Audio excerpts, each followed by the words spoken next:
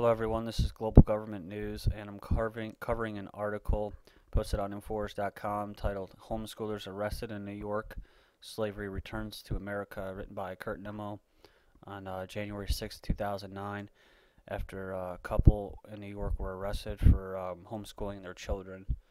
Of course, it was basically for homeschooling their children, but they come out with so many ridiculous laws now as far as, obeying a curriculum and whatnot that the state doesn't want you homeschooling your children.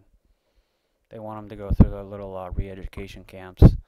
And so this is going to be a two-part video. I'm going to read some of this, not all of it, and show you the video. And then there's a video at the bottom.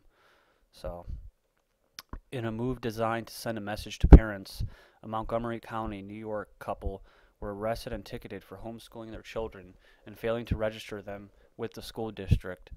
Richard Cressy, 47, and Margie Cressy, 41, both of the town of Glen, never registered their 4 children or their homeschooling curriculum with the local school district, said the sheriff's office, reports WRGB, a CBS affiliate in Albany, New York.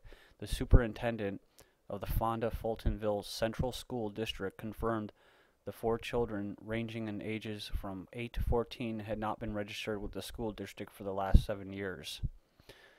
The couple may lose custody of their children. The case has been turned over to the Montgomery County District Attorney and Child Protective Unit.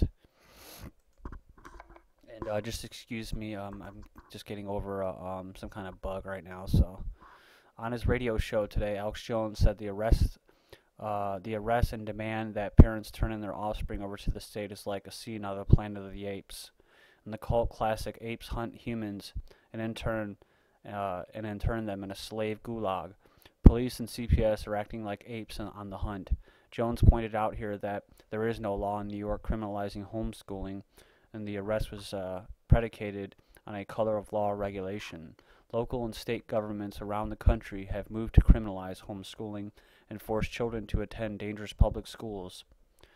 In 2008 in California, an appeals court ruled that parents do not have a constitutional right to homeschool their children. Earlier this year, a German couple asked for asylum in the U.S. after the German government ruled that homeschooling their children was illegal. Uwe Ramke and his family moved to Tennessee after the state threatened to fine him and take away his children. Ramke, an evangelical Christian, objects to German school textbooks containing language and ideas that conflict with his family's values.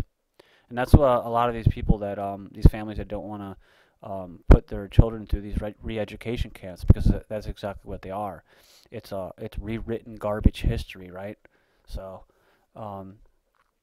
yes, you can learn some decent mathematics, but statistically, homeschoolers score higher on math, reading, and writing. So, as far as the whole math goes, it doesn't really apply to this.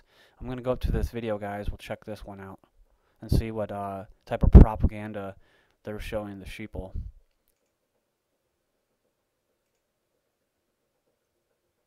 What do you think of this? The parents of 4 Montgomery County children under arrest for failing to register their homeschooled children with the school district 7 years ago. How is this allowed to happen? Who should be held accountable? Fact finder Marcia Natal went and got some answers. Is it fair to say that these 4 children fell through the cracks? Well, from what I can gather, it sounds like there was education going on, so I don't know if they really slipped through the cracks. They didn't fulfill their legal responsibilities to file with the school district to be homeschooled. Dr. Richard Hoffman, superintendent of Fonda Fultonville Schools, didn't become aware until mid-December that 4 children ages 8 to 14 who lived in the town of Glen for 7 years were never registered with the district, but were being homeschooled by their parents, Richard and Margie Cressy. How did you not know that these 4 kids were not being educated or schooled? Well, school districts, as a rule, do not have detectives out to see who is and who isn't.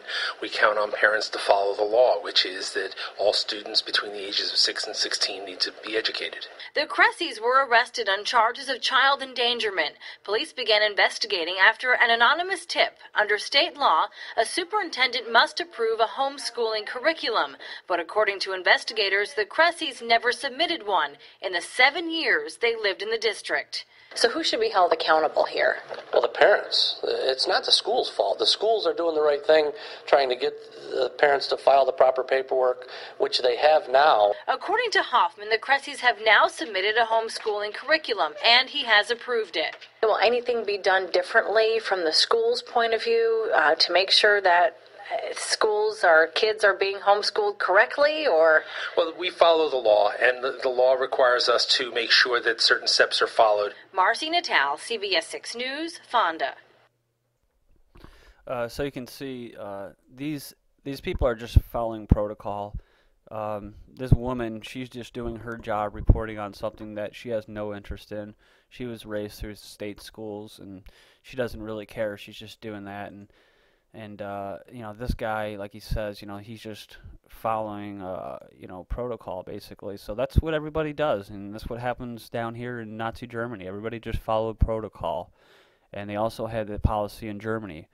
It says right here, Germany's mandatory education laws are based on Hitler's, I'm not going to pronounce that, but federal compulsory attendance laws, which were passed in 1938.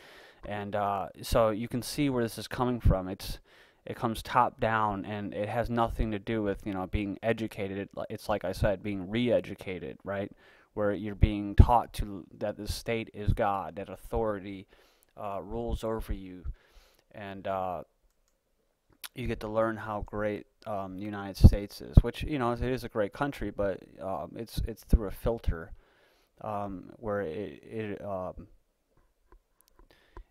you know, it talks about, or they promote you know, global warming theories. I know that they do that in schools, textbooks now.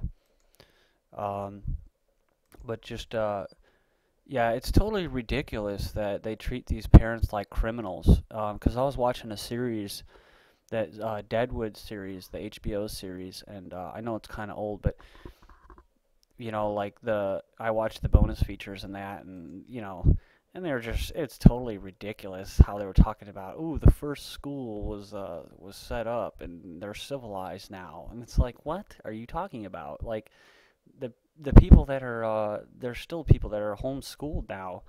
And like I said, they score higher in math and reading and writing. And there's a whole argument against homeschooling as far as the social aspects go.